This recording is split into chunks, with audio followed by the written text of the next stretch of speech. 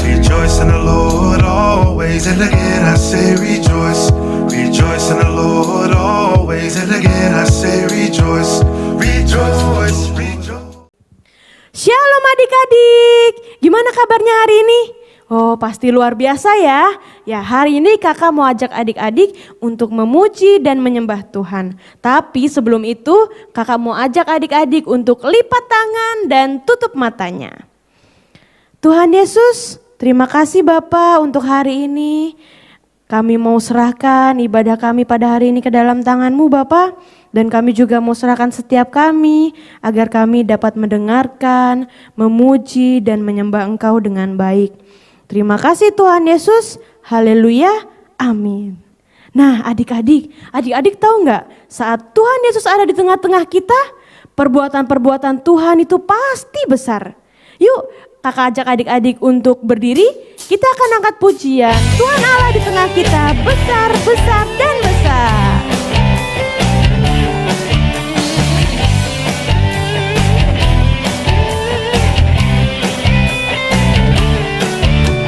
Tuhan Allah di tengah kita besar, besar. Dia senangkan dan dirangkan dengan sukacita. Dia mengasihi dan bersuka karena kita. Tuhan Allah di tengah kita besar, besar, besar.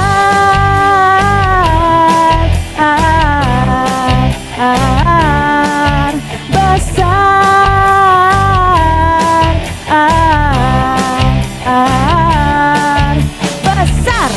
Yuk kita nyanyikan lagu ini dari awal. Tuhan Allah di tengah kita besar, besar. Dia senangkan dan dirangkan dengan sukacita. Dia mengasihi dan bersuka karena kita. Tuhan Allah di tengah kita besar, besar, besar.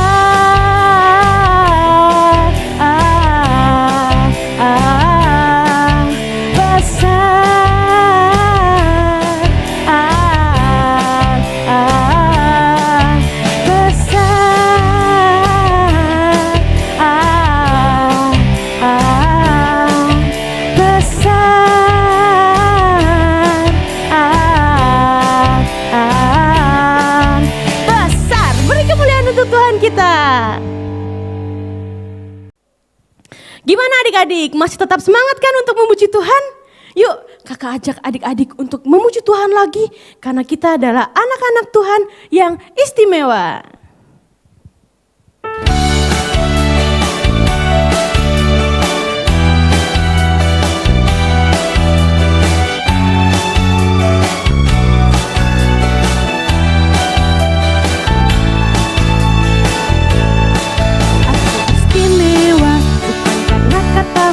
Aku istimewa bukan karena kau puji, bukan karena kuat dan hebat.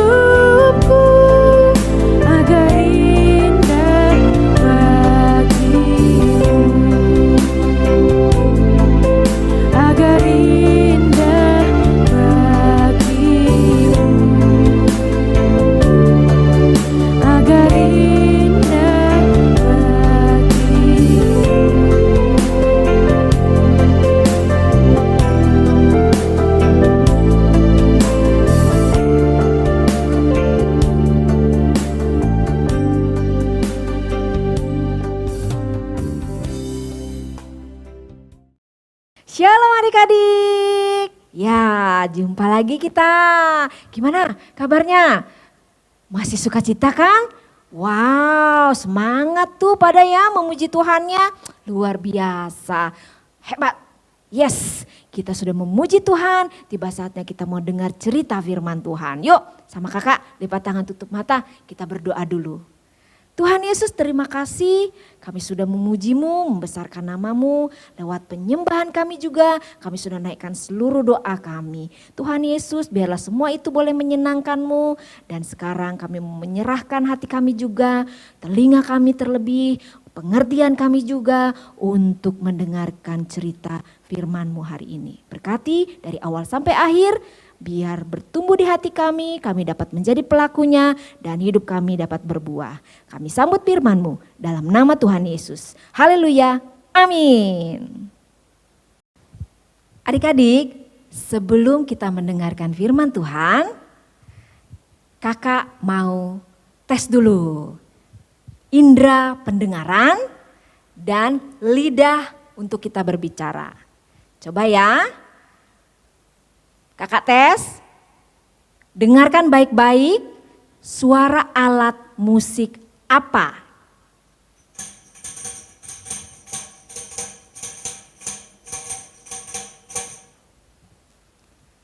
Dengar adik-adik? Oke, tahan dulu.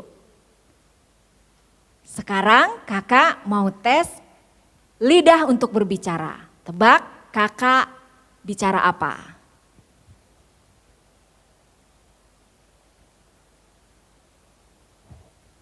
Kalian bisa tahu kakak bicara apa? Iya.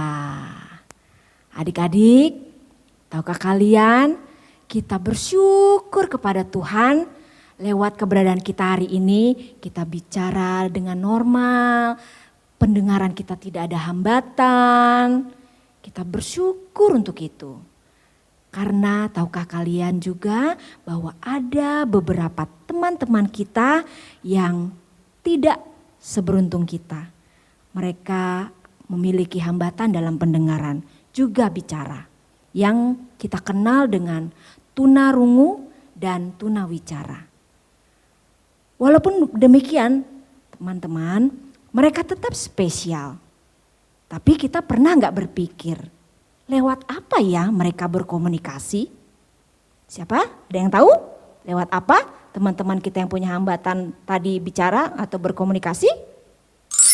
Ya, bahasa isyarat. Nah adik-adik, kita mau belajar ya sedikit ya. Siapa tahu nanti kita bertemu mereka, teman-teman kita yang spesial ini di jalan, kita bisa komunikasi. Minimal say hello kepada mereka. Yuk kita belajar. Untuk itu, kali ini kita akan belajar sedikit bahasa isyarat. Tapi jangan yang banyak-banyak, yang mudah-mudah saja adik-adik, yang sehari-hari dipergunakan. Yuk, sama-sama belajar.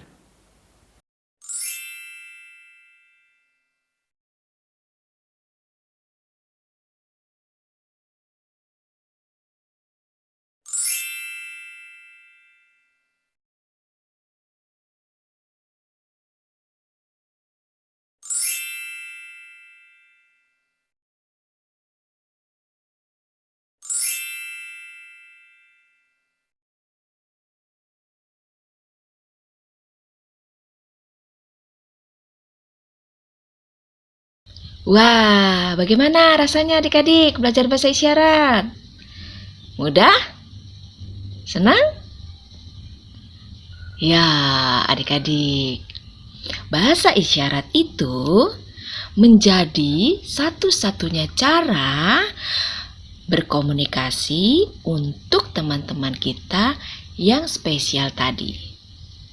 Seperti yang terjadi pada seorang imam di zaman Herodes, dia yang awalnya bisa berbicara secara tiba-tiba, dia tidak bisa bicara.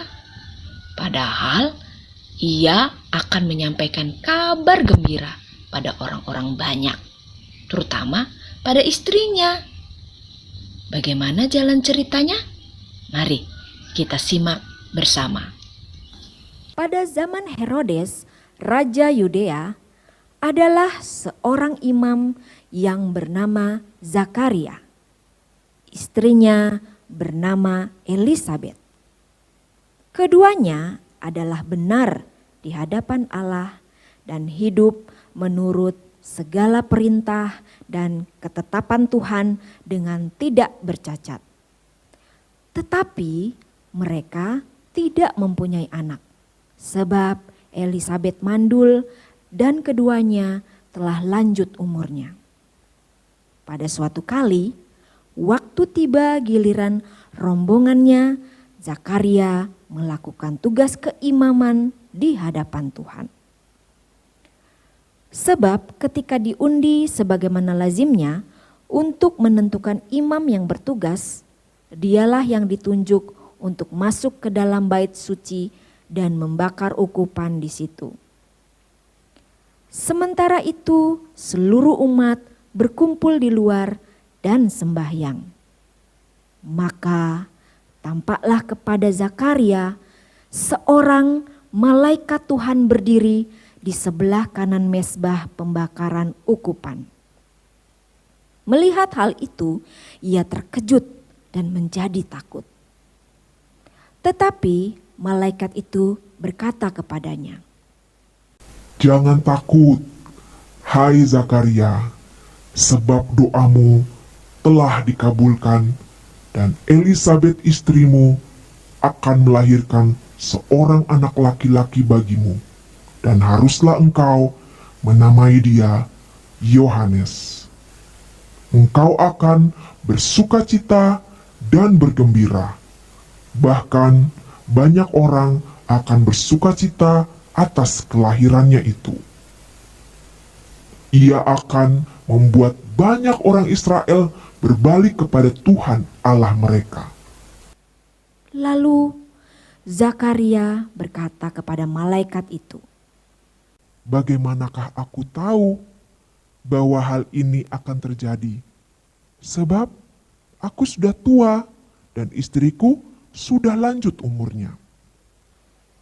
Jawab malaikat itu kepadanya, "Akulah Gabriel yang melayani Allah, dan aku telah diutus untuk berbicara dengan engkau dan untuk menyampaikan kabar baik ini kepadamu.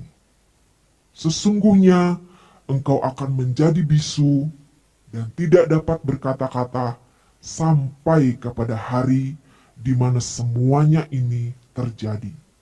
Karena engkau tidak percaya akan perkataanku yang akan nyata kebenarannya pada waktunya."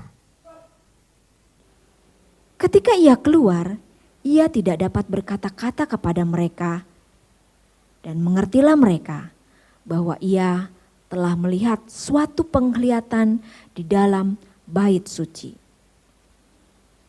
Ketika selesai jangka waktu tugas jabatannya, ia pulang ke rumah. Beberapa lama kemudian, Elisabet istrinya mengandung, dan selama 5 bulan ia tidak menampakkan diri, katanya, "Inilah suatu perbuatan Tuhan bagiku, dan sekarang ia berkenan menghapuskan aibku di depan orang." Adik-adik, itulah suatu perbuatan Tuhan yang luar biasa bagi Zakaria dan Elisabet. Apa yang mustahil bagi manusia, tidak ada yang mustahil bagi Allah. Dan apa yang dipikirkan manusia tidak sama dengan apa yang Tuhan pikirkan. Memang tidak mudah percaya pada janji Allah. Terkadang kita pun ragu kalau permintaan kita atau sesuatu yang kita minta dalam doa kita tidak dijawab-jawab oleh Tuhan. Kita mulai meragukan apakah iya Tuhan mendengar doa kita. Tapi adik-adik, melalui cerita Zakaria dan Elisabet ini, kita belajar jangan menyerah, jangan berhenti berdoa. Bertekunlah dalam doa, bersungguh-sungguhlah lagi, lebih lagi berdoa. Dan dalam pada itu berjaga-jagalah sambil mengucap syukur. Amin. Buat cerita firman Tuhan hari ini, kita tutup dalam doa. Terima kasih Tuhan Yesus. Terkadang kami juga ragu Tuhan, ketika permohonan kami kepadamu tidak kau jawab. Satu hal yang harus kami tahu bahwa waktumu tidak sama dengan waktu kami. Semua apa yang sudah kau rancangkan, itulah yang terbaik buat kami. Ampuni kami masih terus selalu egois. Untuk itu Tuhan, lewat cerita ini biar dibukakan pengertian kami. Supaya kami juga belajar terus mengerti dan terus hidup dalam janji-janjimu. Supaya terjadi apa yang kau rencanakan, kau rancangkan, dan janjimu terjadi dalam hidup kami semua. Memohon berkat kiranya hari ini, seluruh yang beribadah hari ini, turun segala berkat yang terbaik, memberkati dalam sekolah kami, mama papa kami, kesehatan kami, dan seluruhnya yang terbaik dan sempurna kami terima. Dan mengucap syukur di dalam nama Tuhan Yesus Kristus. Haleluya. Amin. Hai teman-teman, hari ini kita akan membaca ayat hafalan minggu ini, yaitu Kolose 4 ayat 2a. Bertekunlah dalam doa. Ulangi ya, Kolose 4 ayat 2a. Bertekunlah dalam doa. Dihafal ya teman-teman. Dadah. Teman-teman, ibadah online kita sampai di sini dulu ya. Sampai ketemu minggu depan. Tapi jangan lupa kita jumpa lagi di tiap Sabtu di Kids Altar kita jam 4 sore. Tuhan Yesus memberkati. Dadah.